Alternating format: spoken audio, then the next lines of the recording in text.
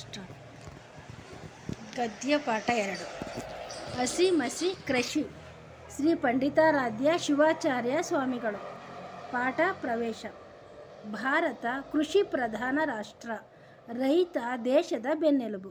ಹಳ್ಳಿಗಳ ಅಭಿವೃದ್ಧಿಯೇ ದೇಶದ ಅಭಿವೃದ್ಧಿ ಎಂದು ಮಹಾತ್ಮ ಗಾಂಧೀಜಿ ಹೇಳುತ್ತಿದ್ದರು. ಆದರೆ ಇಂದು ರೈತರ ಬದುಕು ಸಂಕಷ್ಟದ ಸ್ಥಿತಿಯಲ್ಲಿದೆ. ಕನಿಷ್ಠ ಸುಖದ ಬದುಕು ಸಿಗದೆ ರೈತ ಆತ್ಮಹತ್ಯೆ ಮಾಡಿಕೊಳ್ಳುತ್ತಿದ್ದಾನೆ. ಅವನ ಗೋಳನ್ನು ಕೇಳುವವರಿಲ್ಲ. ಭಾರತದ ಅಭಿವೃದ್ಧಿಯ ಮೂಲ ಕೃಷಿ ಎಂಬುದನ್ನು ಮರೆಯಬಾರದು. ಭಾರತದಲ್ಲಿ ಕೃಷಿ ಚಟುವಟಿಕೆಗಳು ಕುಂಠಿತಗೊಂಡರೆ ಕೃಷಿಯನ್ನು ಅವಲಂಬಿಸಿದ ಕೈಗಾರಿಕೆಗಳು ಸೊರಗಿ ಹೋಗುತ್ತವೆ ಎಂಬುದನ್ನು ನಾವು ಅರ್ಥ ಮಾಡಿಕೊಳ್ಳಬೇಕಾಗಿದೆ. ದೇಶದ ಸಂರಕ್ಷಣೆಯಲ್ಲಿ ಸೈನಿಕರ ಪಾತ್ರ ಹಿರಿದಾಗಿದೆ. ವೈರಿಗಳ ದಾಳಿಗೆ ಧೃತಿಗೆಡದೆ ಹಗಲು ರಾತ್ರಿ ಗಡಿ ಕಾಯುವ ಯೋಧನ ಬಗ್ಗೆ ಅಪಾರ ಅಭಿಮಾನವಿರಬೇಕು. ರಕ್ಷಣೆ ಹಾಗೂ ಕೃಷಿಯಲ್ಲಿ ಸ್ವಾವಲಂಬನೆ ಸಾಧಿಸದೆ ದೇಶದ ಮುನ್ನಡೆ ಸಾಧ್ಯವಿಲ್ಲ. ಹೀಗಾಗಿ ಅನ್ನ ಹಾಕುವ ರೈತ ಹಾಗೂ ಯೋಧನ ಬದುಕು ಹಸನುಗೊಳ್ಳಲು ಸರ್ಕಾರಗಳು ಹಾಗೂ ಬುದ್ಧಿಜೀವಿಗಳು ಶ್ರಮಿಸಬೇಕು. ಸಾಹಿತಿಗಳು ಸಾಹಿತ್ಯ ರಚನೆಯ ಮೂಲಕ ಯೋಧ ಹಾಗೂ ರೈತನಿಗೆ ಆತ್ಮಬಲವನ್ನು ತುಂಬಬೇಕು. ದೇಶದ ಸಂರಕ್ಷಣೆ ಹಾಗೂ ಅಭಿವೃದ್ಧಿಯು ಯೋಧ, ರೈತ, ಸಾಹಿತಿ ಈ ಮೂವರಲ್ಲಿದೆ ಎಂಬುದು ಈ ಲೇಖನದಲ್ಲಿ ಬಿಂಬಿತವಾಗಿದೆ.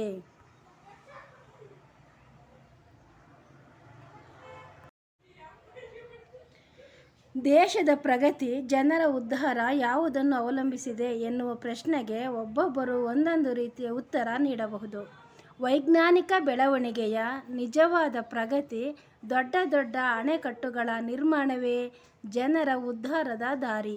ವಿದ್ಯುತ್ ಉತ್ಪಾದನೆಯೇ ಇವೆಲ್ಲಕ್ಕೂ ಮೂಲ ಪ್ರೇರಣೆ ಎಂದೆಲ್ಲ ಹೇಳಬಹುದು.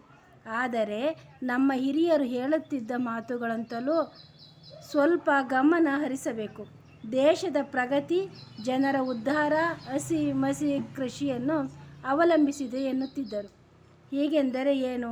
ಹಸಿ ಎಂದರೆ ಯುದ್ಧ, ಯುದ್ಧ ಎಂದರೆ ಸೈನಿಕರು. ಸೈನಿಕ ಬಲ ಇದ್ದಾಗ ದೇಶದ ಸಂರಕ್ಷಣೆ ಸಾಧ್ಯ. ಇಲ್ಲದಿದ್ದರೆ ಬೇರೆ ದೇಶದವರು ಸುಲಭವಾಗಿ ನಮ್ಮ ದೇಶದ ಮೇಲೆ ದುರಾಕ್ರಮಣ ಮಾಡಿ ಯುದ್ಧ ಸಾರಿ ನಮ್ಮನ್ನು ತಮ್ಮ ಗುಲಾಮರನ್ನಾಗಿ ಮಾಡಿಕೊಳ್ಳಬಹುದು. ಆದುದರಿಂದ ಈ ದೇಶದ ರಕ್ಷಣೆ ಮಾಡುವವರು ಸೈನಿಕರು. ಅವರು ಪ್ರಬಲರಾಗಿದ್ದಾಗ ದೇಶವನ್ನು ರಕ್ಷಣೆ ಮಾಡಲು ಸಾಧ್ಯ. ಇಲ್ಲದಿದ್ದರೆ ಬಲಿಷ್ಠ ದೇಶ ಎಲ್ಲರನ್ನೂ ಹೊಡೆದು ಹಾಕಿ ತನ್ನ ಸೂರ್ಯ ಮುಳುಗದ ಸಾಮ್ರಾಜ್ಯವನ್ನು ಸ್ಥಾಪಿಸಿ ಸರ್ವಾಧಿಕಾರಿಯಂತೆ ಮೆರೆಯಬಹುದು. ಆದುದರಿಂದ ನಮ್ಮ ರಕ್ಷಣಾ ಪಡೆ ತುಂಬ ಪ್ರಬಲವಾಗಿರಬೇಕು. ಅದಕ್ಕಾಗಿ ಎಷ್ಟೇ ಖರ್ಚಾದರೂ ಚಿಂತೆ ಇಲ್ಲ ಎನ್ನುವುದು ಅದು ಕಾರಣವೂ ಏನೋ ನಮ್ಮ ದೇಶದ ಬಜೆಟ್ನಲ್ಲಿ ಹೆಚ್ಚಿನ ಭಾಗ ರಕ್ಷಣಾ ಇಲಾಖೆಗೆ ಮೀಸಲಾಗಿರುವುದನ್ನು ನೋಡಬಹುದು. ರಕ್ಷಣೆಗಿಂತ ಮುಖ್ಯವಾದುದು ಮಸಿ. ಶಿಕ್ಷಣ ಎಂದರೆ ಸಾಹಿತ್ಯ ರಚನೆ.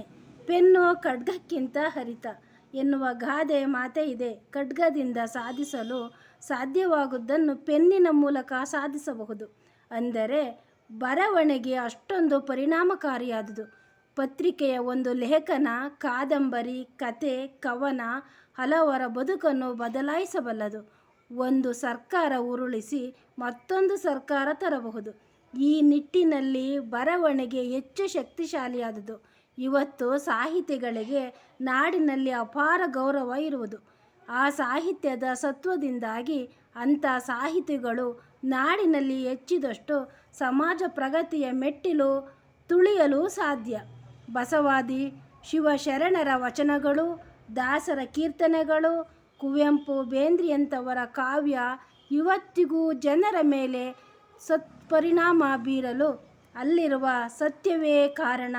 ಇದನ್ನು ಗಮನಿಸಿ ಹಿರಿಯರು ದೇಶದ ಸಮೃದ್ಧಿ, ಪ್ರಗತಿ ಮಸಿಯನ್ನು ಅವಲಂಬಿಸಿದೆ ಎಂದು ಹೇಳಿದ್ದರೆ ಅದರಲ್ಲಿ ಅಂಥ ಉತ್ಪ್ರೇಕ್ಷೆ ಇದೆ ಎಂದೆನಿಸದು.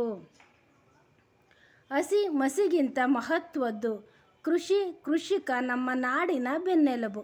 ಒಕ್ಕಲಿಗ ಒಕ್ಕದಿರೆ ಜಗವೆಲ್ಲ ಬಿಕ್ಕುವುದು ಎನ್ನುವ ಮಾತಿದೆ. ಅಂದರೆ ಕೃಷಿಕರೇನಾದರೂ ಸತ್ಯಾಗ್ರಹ ಮಾಡಿ 1 ವರ್ಷ ನಾವು ಭೂಮಿಯನ್ನು ಉಳುವುದಿಲ್ಲ, ಯಾವ ಬೆಳೆಯನ್ನೂ ತೆಗೆಯುವುದಿಲ್ಲ ಎನ್ನುವ ತೀರ್ಮಾನ ಮಾಡಿದರೆ ಗತಿಯೇನು? ಆಹಾರವಿಲ್ಲದೆ ಬರೀ ವೈಜ್ಞಾನಿಕ ಬೆಳವಣಿಗೆಯಿಂದ ಬದುಕಲು ಸಾಧ್ಯವೇ? ನಾವು ಯಾವ ಕಾರ್ಖಾನೆಯಿಂದಲೂ ಟೊಮೆಟೊ ತಯಾರಿಸಲು, ಅಕ್ಕಿ ಪಡೆಯಲು, ರಾಗಿ ಬೆಳೆಯಲು ಸಾಧ್ಯವಿಲ್ಲ. ಇವಕ್ಕೆಲ್ಲ ಭೂಮಿಯೇ ಬೇಕು. ರೈತನ ಬೆವರು ಭೂಮಿಗೆ ಸುರಿಯಬೇಕು. ಹಾಗಾಗಿ ಸರ್ವಜ್ಞ ಕೋಟಿ ವಿದ್ಯೆಗಳಲ್ಲಿ ಮೇಟಿ ವಿದ್ಯೆಯೇ ಮೇಲು. ಮೇಟಿಯಂ ರಾಟೆ ನಡೆದುದಲ್ಲದೆ ದೇಶದಾಟವೇ ಕೆಡುಗಂ ಎಂದಿರುವುದು ಗಮನಾರ್ಹ. ಹೌದು, ಕೋಟಿ ವಿದ್ಯೆಗಳಲ್ಲಿ ಮೇಟಿ ವಿದ್ಯೆ ಅಂದರೆ ವ್ಯವಸಾಯವೇ ಮೇಲು. ಆ ವ್ಯವಸಾಯ ಇಲ್ಲದಿದ್ದರೆ ದೇಶದ ಆಟವೇ ನಡೆಯದು. ಆದರೆ ಇಂದು ಇಂಥ ಕೃಷಿಕರ ಗತಿ ಏನಾಗಿದೆ?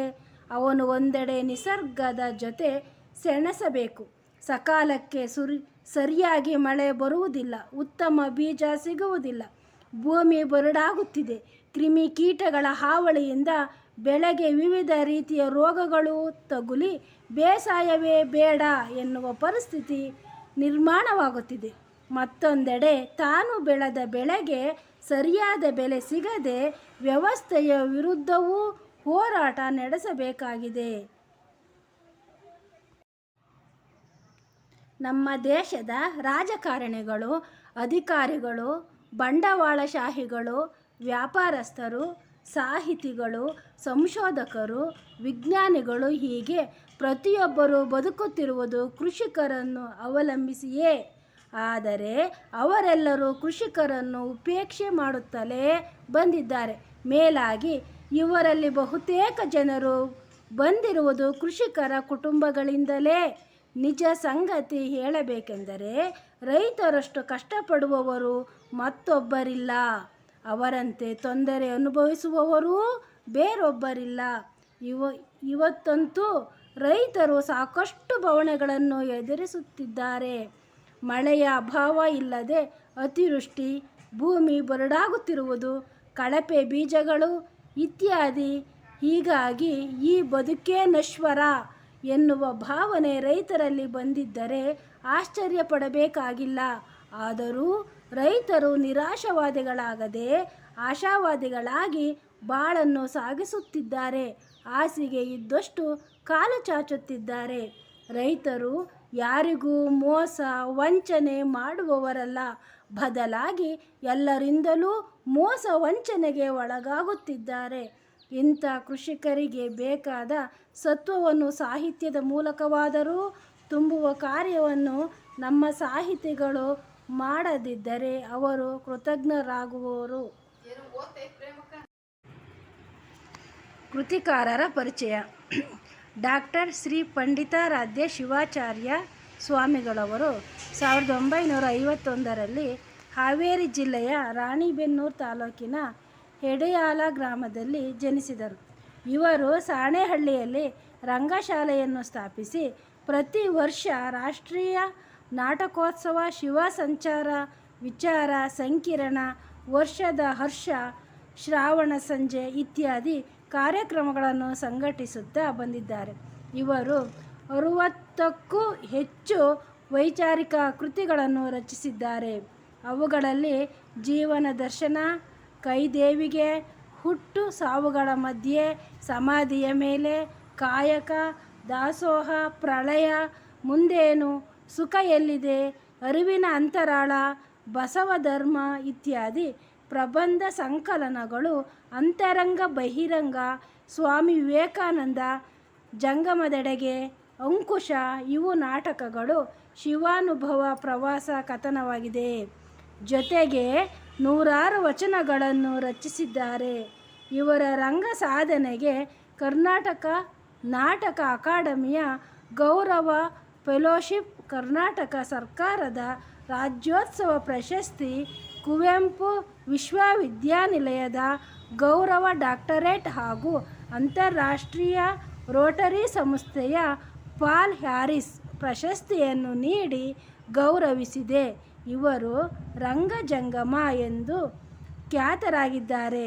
ಪ್ರಸ್ತುತ ಹಸಿ ಮಸಿ ಕೃಷಿ ಲೇಖನವನ್ನು ಅವರ ವ್ಯಕ್ತಿತ್ವ ಎಂಬ ಪ್ರಬಂಧ ಸಂಕಲನದಿಂದ ಆರಿಸಲಾಗಿದೆ.